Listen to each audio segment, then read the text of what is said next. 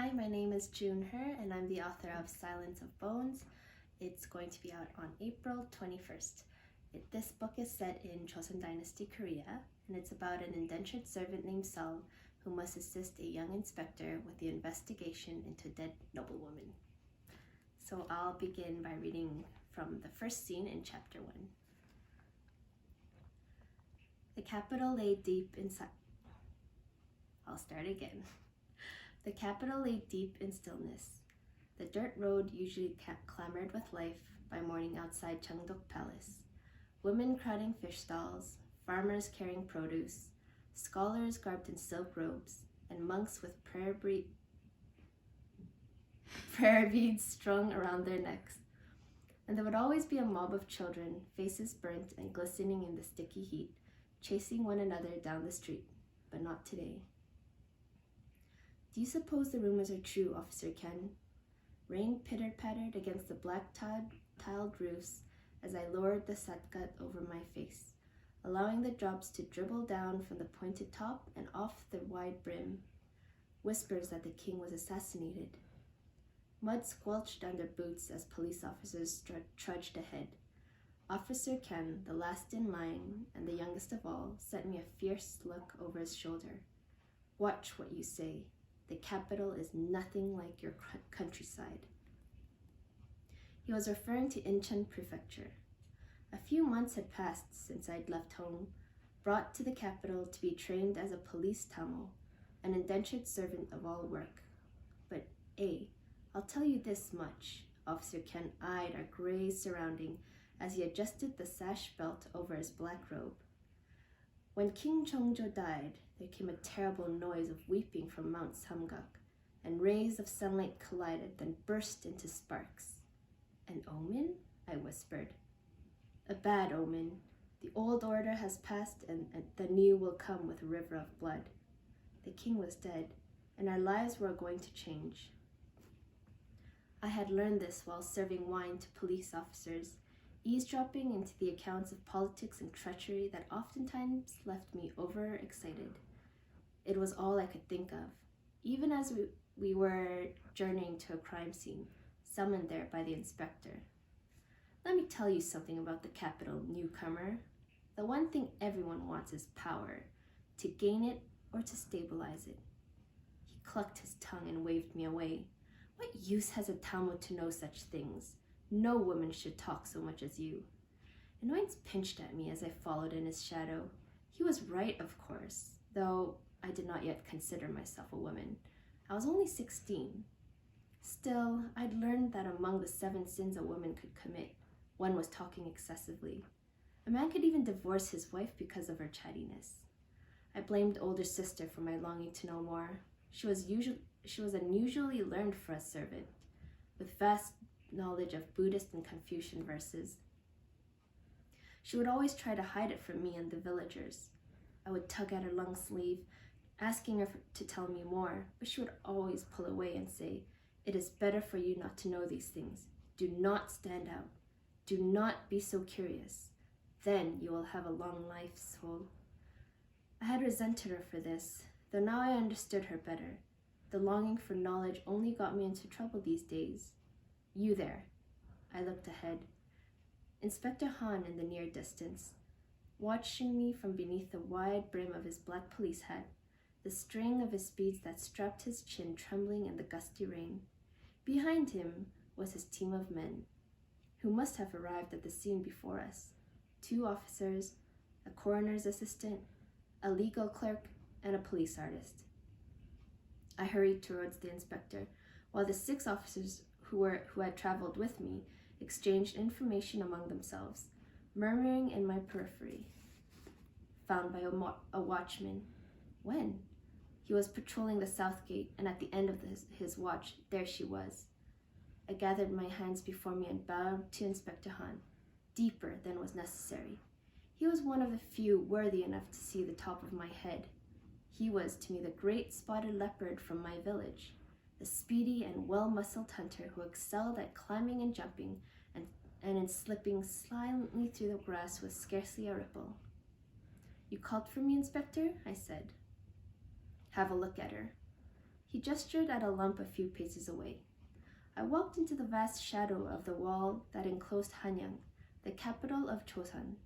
Its height blocked out the side of mountains, and it was so thick that an invader might take 1,000 years to chip through the massive stones. Yet dangerous as the world outside the fortress was, clearly danger lurked within as well. My stomach turned to water as I stood before a young woman.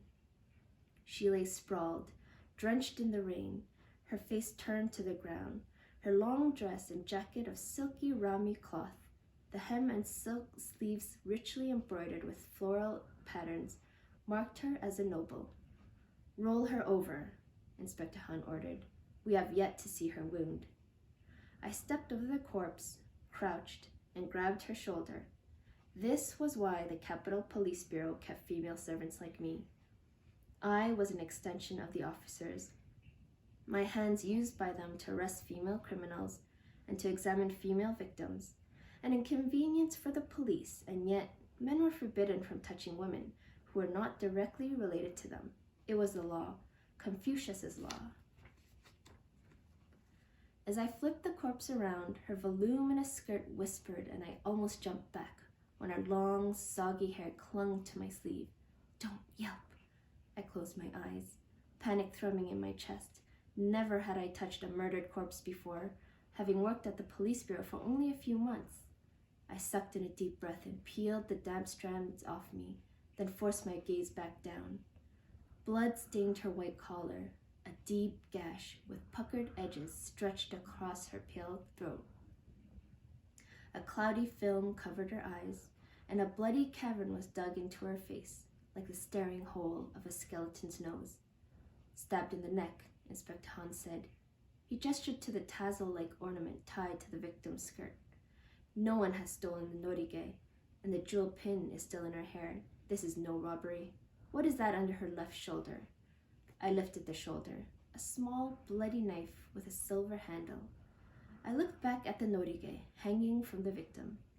Upon closer examination, I noticed there was a silver pedal ornamentally knotted to the norige, and it was missing a knife.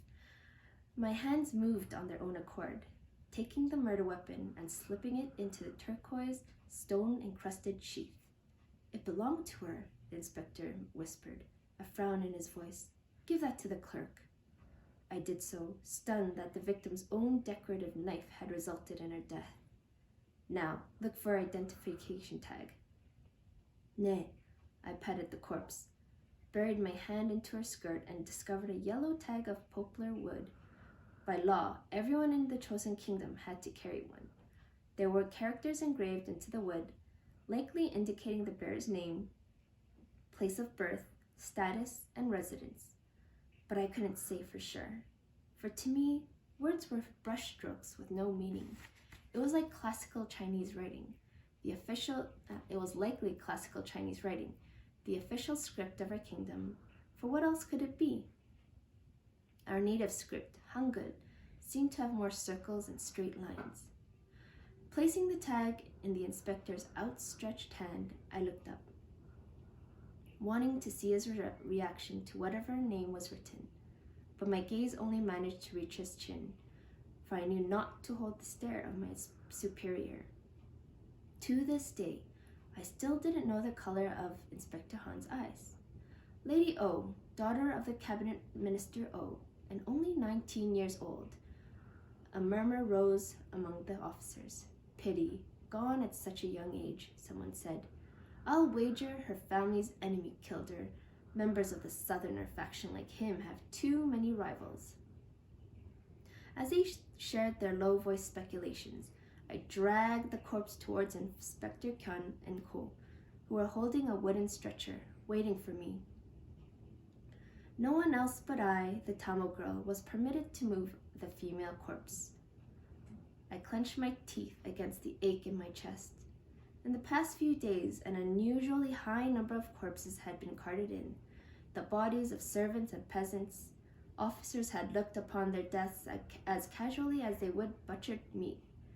But it was different now. The blood of a noble shocked them. Another tug, and the sickly sweet odor of death drifted into my nostrils. a smell that shouldn't have surprised me. I'd hunted rabbits and birds before with an arrow. I'd helped skin them too. But this odor seemed half mold, half animal. With one last heave, I pulled the woman onto the stretcher, and at once I shrank away from the horrible odor. Senior Officer Shim, Tae-kyun questioned the watchman. Inspector Han's voice resounded through the beating rain. The rest of you will go to all the inns, then all the houses. This cannot have been without witnesses. He paused and then called out, "You there." I got to my feet, knees mud damp. "Me, sir?" Inspector Han cast a glance my way as he mounted his horse. "Yes, you. Follow me." I hurried alongside, the horse's powerful hooves striking the ground, splashing more dirt onto my skirt and sleeves. The peasants must have heard the tramping, for they dropped to the ground, bowing head to mud as was protocol.